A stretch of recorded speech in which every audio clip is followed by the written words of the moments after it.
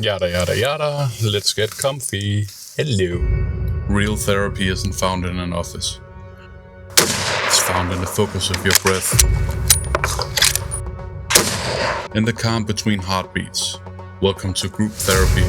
Let's improve one shot at a time.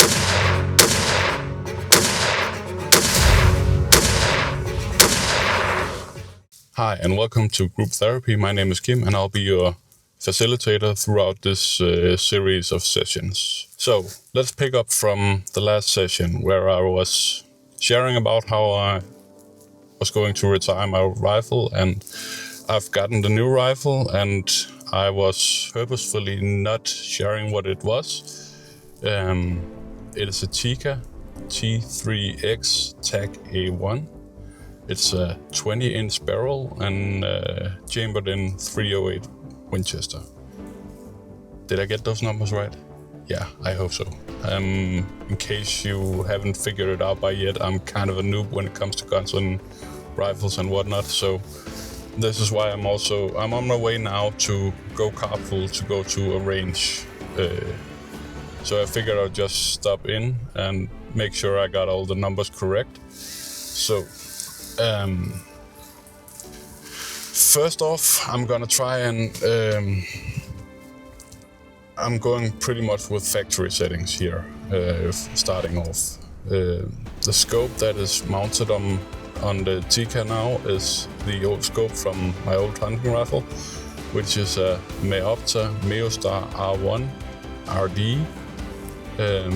It's a 3-12 by 56 scope, if I remember correctly, and it's also it's MOA because it's a hunting rifle. It's a hunting scope, of course. Numbers and stats.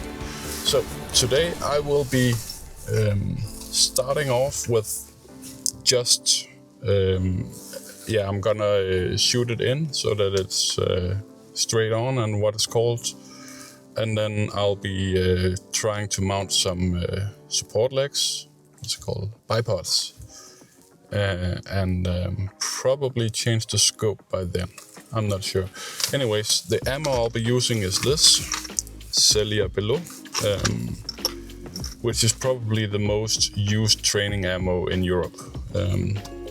This particular cartridge is 147 grains, 9.55 gram, and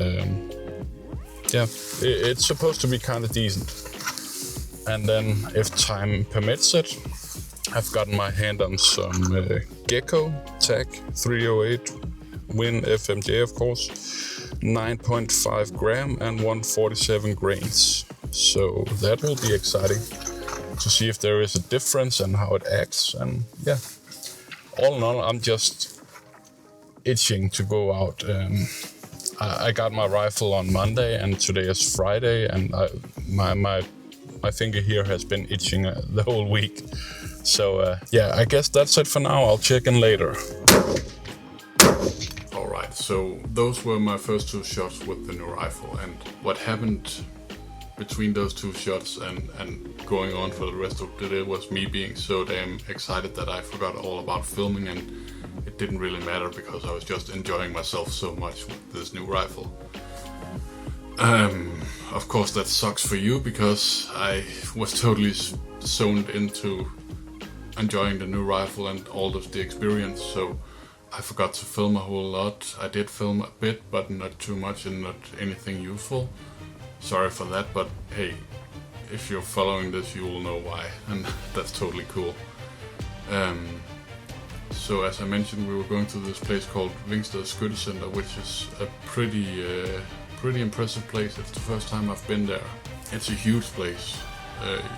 When you drive into there, there's like a small shop where you can buy some ammo or something like that if you didn't bring enough and some supplies. And then you drive out to the 100 meter range or the 200 or the 300 meters range, and those shots were fired at the 100 meter range with one. And then I got this group that I'm pretty pretty excited about.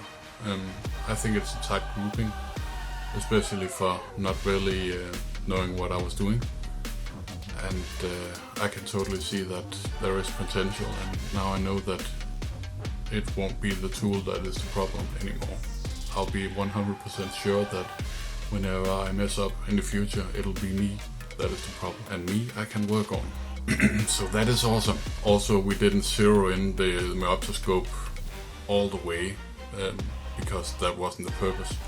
I just wanted to see how it performed, and I think that group is pretty tight and pretty good. So then the plan was to mount the Discovery Optics 5 to 35, I think it is, or 5 to 25. I'm not sure. I'll post it here. Don't worry about it.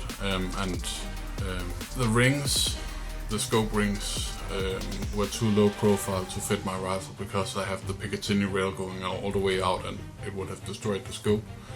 So I didn't get a chance to mess around with that, but I did try out an Arken something Gen 2 something. Yeah, the specifications and me are still not a friend, and I can't be bothered right now to write it all down in a hand, or anything. So all in all, I had an awesome experience. We went out to the 300 meter range, and we didn't zero in the Arken scope or anything, but I was actually able to get on target as it was, simply by just using my brain and go, let's try move over there. And I got on target, and that was awesome. And yeah, 300 meters isn't a lot, but I was able to shoot consistently with a scope that was in no way zeroed in, so that was pretty awesome too. So yeah, in the coming week I have a plan to go to my local range where we use paper targets, and I'll be able to measure out the exact spread with both the Sellier Bellot and the Geco ammunition that I was using. And the grouping here was shot with the Geco, and the Sellier Bellot did seem to have a bit more spread, but I think all in all that might also have been on my end being too excited, So we'll see in the coming week. So all in all, thanks for checking in, and stay safe out there.